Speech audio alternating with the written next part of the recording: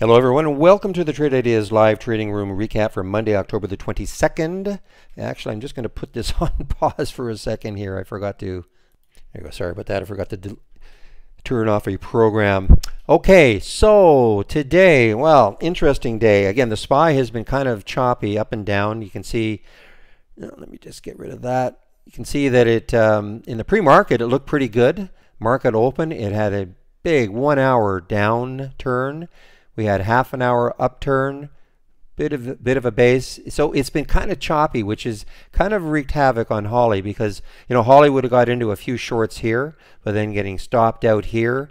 So it was a little bit of a challenge with some of the Holly alerts today. Holly Grail definitely was the of the three Hollies was definitely the best one today. Let's take a look at what I did today, and you know, I have to admit I didn't trade very much. I got very lucky on this one. I feel I got lucky on this one anyway. NDRA, you can see in the actually in after hours, after hours on Friday had a nice little pop, and the pre-market it looked really good.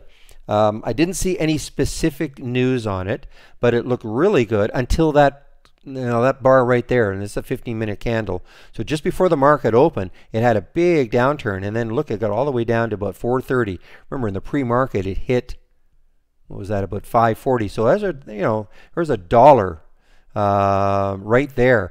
However, there was another bottoming tail right there, and then it looked like it wanted to hold and start to move. So I was very lucky. Timing is everything. I waited until just about when it took out the high, not the pre-market high, but the high of the day once the market opened. Got into this one right at 508, right on this candle here. So it zoomed up. I got out some just under 550 and on a way back down under 550, and then look what it did. So I mean, look, it wasn't a brilliant trade. It was just I got very lucky, I think, in timing, but it really worked well. Look at the volume that came into it on that candle, but after that it just completely collapsed. Now I'm continuing to watch this NVIV. It has me intrigued. That's the right symbol. Yeah, okay, just a minute. Okay, must have hit something. It didn't load. Okay, so look what it did. Look what this NVIV did on Friday. So there's the last half hour on Friday. And then look at the after hours on Friday. It just whipped up. Something was happening. I mean, it was good volume too. So I wanted to watch. I actually noticed this over the weekend. So I wanted to watch this one first thing in the morning. So this is what happened. It moved down, but it was still looked reasonable. It was starting to gap up, and then it did all this, and then it did this, and I mean, actually, it went negative. You know, based on there's the close, so it actually went negative. Now it's trying to come back a little bit, but you know, I guess the jury's out. The reason I'm interested in this is if you look at the daily chart, you'll see that it's got like a huge potential gap or void fill. There we go. So just look left and look at the potential. There's a 200-day way up here. Now I'd be remiss if I didn't talk about these you know, these shippers that are having an unbelievable day.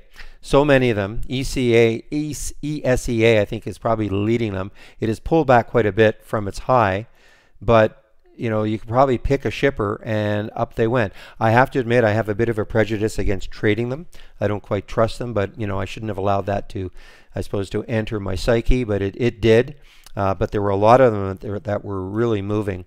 This is another one that I hadn't really heard of before. EDRY. Oh, I don't have it symbol linked. Just a second. So EDRY. And there's another one that really moved up, a little more expensive, but they're all low floats. You know, it has 1.2 million shares in the float, so they all really moved up.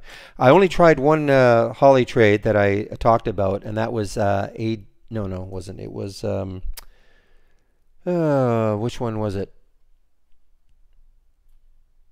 I gotta find it. I stopped myself out for about a 5-cent loss. I can't. You know what? I can't even remember which one it was now. Because the Holly alerts, oh, I think it was RRC. Sorry about that, guys. I'm just trying to find it. Well, let's put it in here.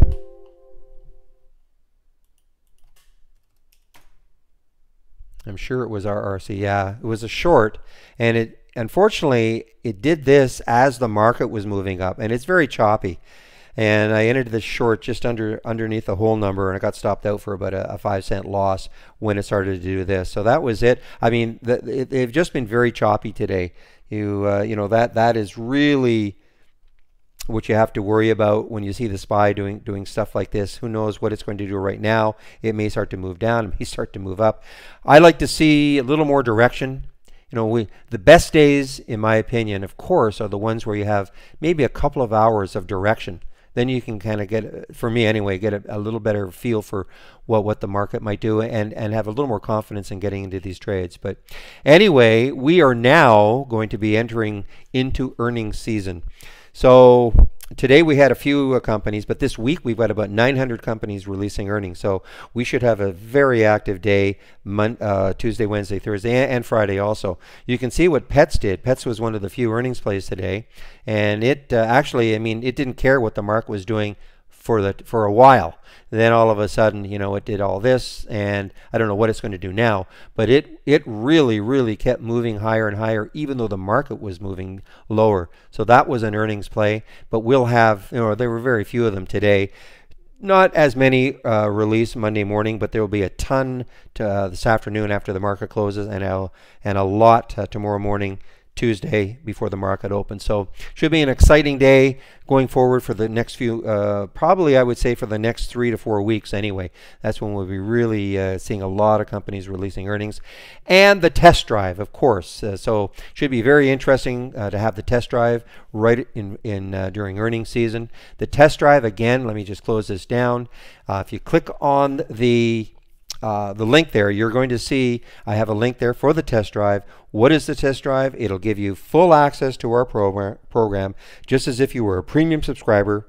That's everything we have to offer, and it'll cost you $8.88. It will start next Monday, October the 29th. It'll run for 5 full trading days. And so if you sign up today, what you're doing is pre-registering. Please do not inundate our support people saying, hey, I signed up and I have no data. The data, you won't get any live data until Monday morning at 7 o'clock. That's when, Eastern time, of course, that's when we start getting our data. Now, you will be able to play around with the program over the weekend. Okay, so about 2 hours after the market closes on Friday, you can start to play around with the program, set up things, experiment a little bit, and then you'll start getting some live data on Monday morning. So I guess I forgot to do all this. Any questions for me? This is the email address you can use, and this is a link for our free trading room. And I open the room at 9 o'clock Eastern time, and I go to 3:30 Mondays to Thursdays, and 3 o'clock on Fridays. So we'll bring back the capture program. Hope everybody has a great evening, and we'll see you in our trading room tomorrow. Bye-bye.